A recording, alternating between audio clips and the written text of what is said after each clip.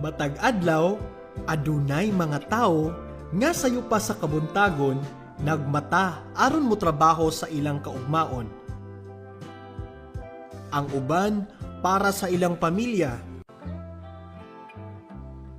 Apan aduna usab sama ni Eleanor Kagape nga adlaw-adlaw adunay dobleng misyon.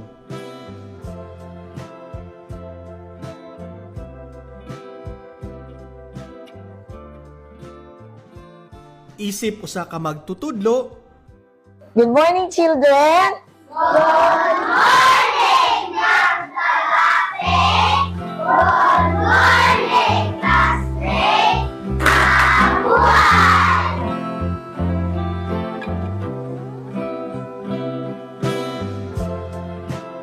Og usa ka mag-uuma.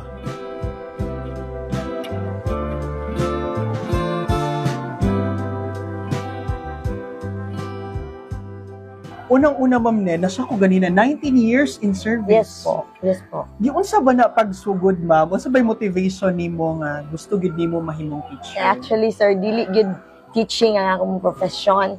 But in the family, we are all teachers. So, wala kay choice. You have to really take that course. So, first, good ana, sir, in my first year as a professional, wala jud dayon ko ni teach.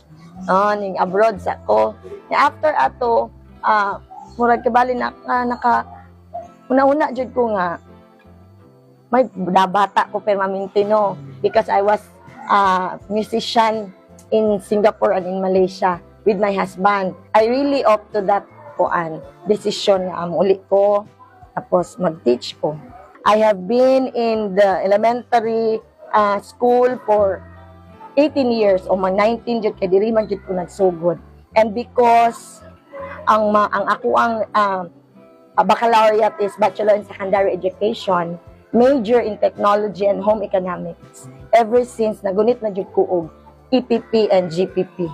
First pila ka months akong teaching, murag muhilak di ko sir, pero jong igang murag feeling di ako kaigang ba nga ano man ni kay light baya dito sir nocturnal. Buhi kay kagabi nya tulog ka ug buntag nya. In teaching, you have to wake up early morning para kuan na ka manghipos ani ana nya. Wala ba aircon sa room. Whereas dito na tanan sa hotel provided. So grabe ang struggle. Then again, with the help sa Ginoo nga kaya jud nako ni Lord, kayahon jud nako ni kay wala na jud ko choice. So mo tani go jud ko sa teaching sir. And karon, Ma'am, naa ba kay mga pagmahay nga mo na imong ipili nga pathway? Wala jud sir. Wala jud ko nagmahay kay I guess it is a calling. It is a calling for me na mahimo kong maestra because I really love mga bata.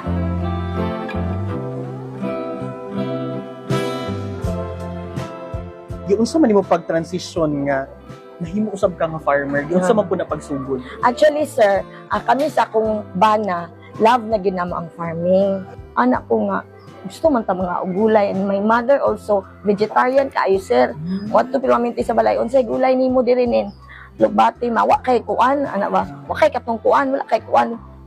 Ma-discourage man ko nga mo insyo kay kuan bitaw no. Ano di na ko siya tamnan nga. Mo ni ang mga gusto. So sige tanom niya. Ako na lang pong di landscape baburag gitarong na lang po nako og forma.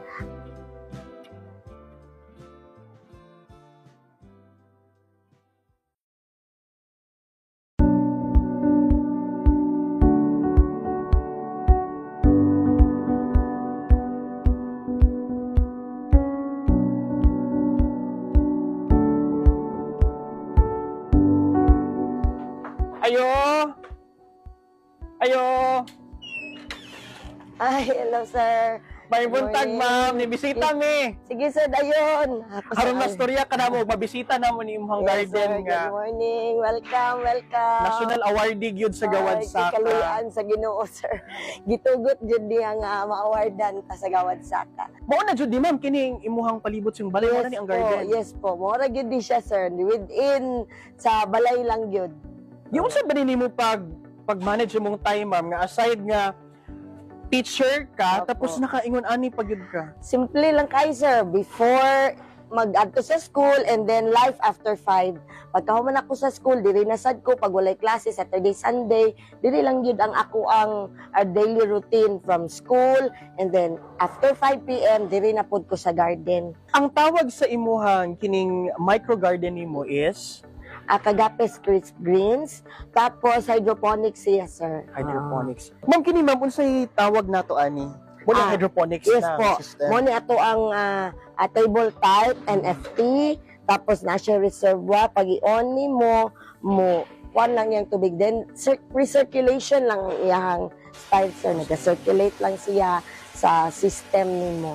So, bale lahi ni sa tong traditional nga mag-isa-isa jud kag buo ma'am. Yes, really, sir. So, Mas dili less lang. ang ato ang ano sir, water consumption compared to the traditional farming. Lindot man pud gud nga kanang makakaunta og gulay nato nga kanang presko nya kabalo gyud ta og giun sa pagtanom unsay gibubo unsay gibutang well in fact kita makakaunta kanang wala gyud mga ingon nga kanang chemicals nga makadaot sa ato ano so kanang safe and secure ang ato ang pagkaon.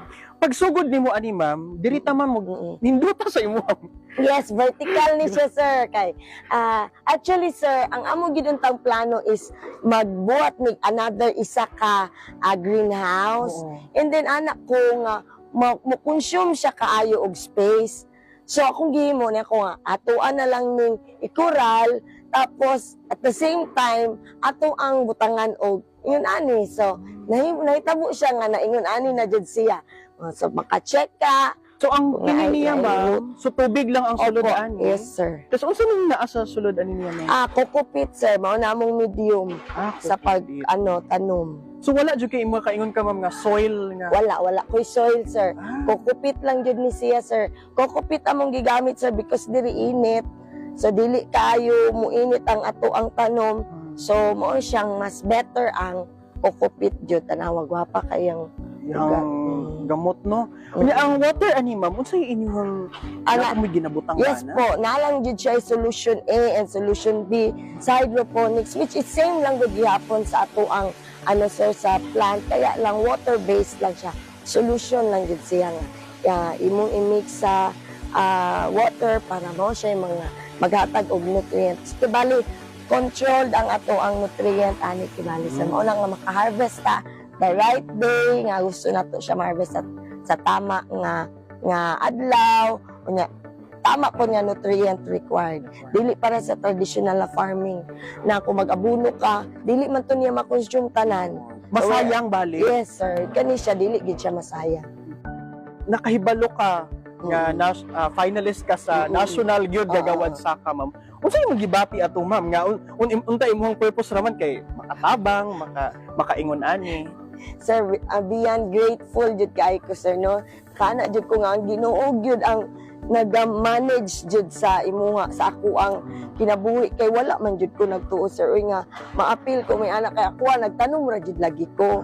Moro jud nga nagtanom lang ko. The rest is all blessing na sa Ginoo nagihatag sa ako. So thankful ko sa community, sa DA nga na permanente naga-support sa ATI, sa City Government of Panabo, sa among barangay mismo, and of course sa DepEd kay very supportive pud sa jud kaayo ang DepEd sa mga especially our SDS si Ma'am Jinky Ferman, very supportive. Yeah. And the rest of the chiefs, si Sir John Yamota and Chief Eileen Anyunuevo, sila tanan as ang amo po principal supportive sa kaayo kay napod sa iyang heart ang agriculture.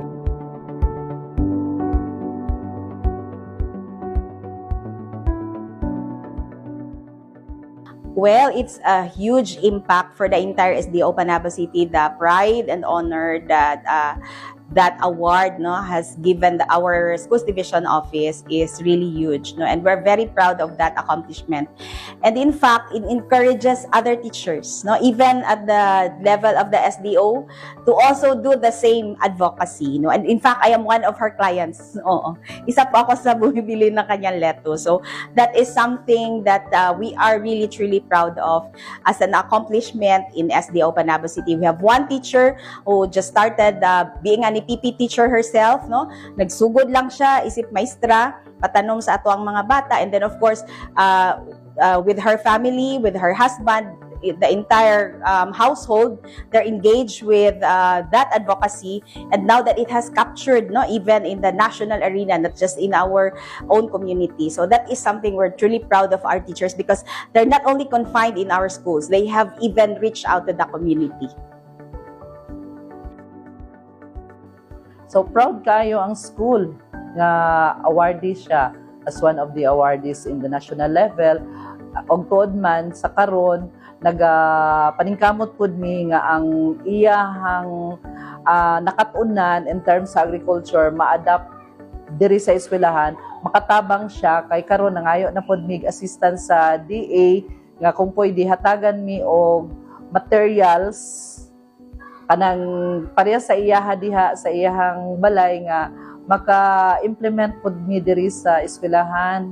Kay ang letos ingon ako pwede ta maka-request, gihangyo jud nako siya nga mahal ba na ang mga materials kay dako kayo ang chance nga ang mga bata diri makabalo pod as siya man good example labi na sa kana nga gikan sa pagsugod gamay ra baya na siya, simple na kayo na iyahang tumo nga para lang sa pamilya hangtod nga ni dako nga ni karon na national awardee na siya, sir.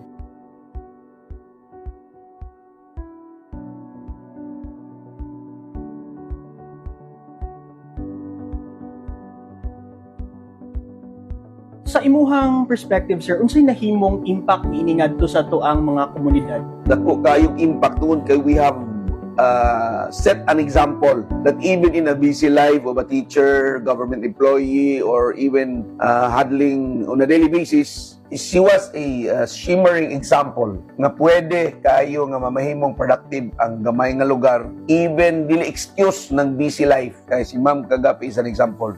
And in fact, she won on a national scale. Kani siya gud yang pagkadaugan dili lang gud mi para sa iyaha, para pud ni sa mga urban farmers, no, kay tungod sa iyaha pwede di ay. Oo, pwede di ay maski unsa ka gamay na kay 50 square meter, 100 square meter, ma-maximize nimo imong area. Ang National Urban and Peri-Urban Agriculture Program, no, target natong beneficiary, no, is kung naa jud sa urban areas and peri-urban areas na sa mga lungsod. So mostly katong wala joy area or limited space lang jud. So ang ato ang gina-promote, no, na mga technology labaw na sa urban ug lain ng mga ginapanghatag sa other banner program is we are supporting yung mga new technology like hydroponics, mga mostly smart agriculture for the urban agriculture. So nagapanghatag ta og hydroponic system, greenhouse, mostly sa atong mga academic partners, katong ongoing research, then dili lang katong kinaraan na pamaagi na natin mga new technology na gina-adapt sa bagong farming.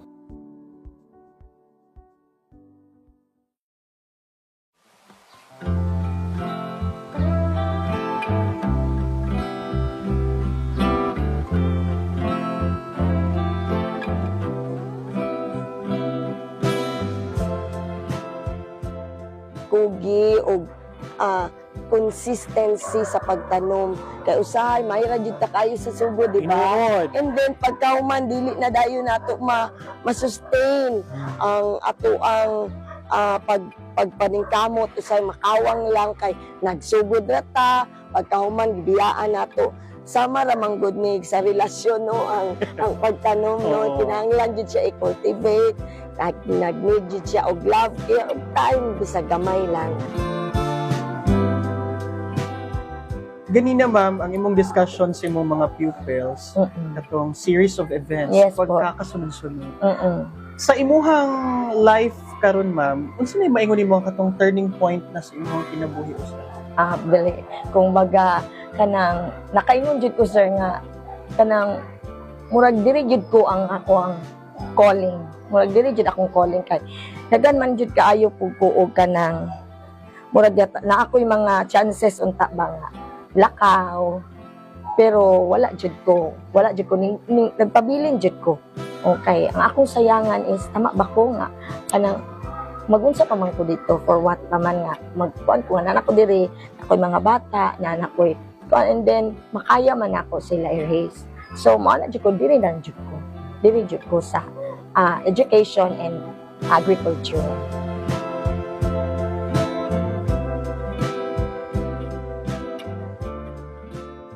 Kini si Eleanor Kagape, usa ka magtutudlo, usa ka mag-uuma. Usa ka ehemplo nga ang kalampusan walay limitasyon basta aduna kay determinasyon o kasing-kasing.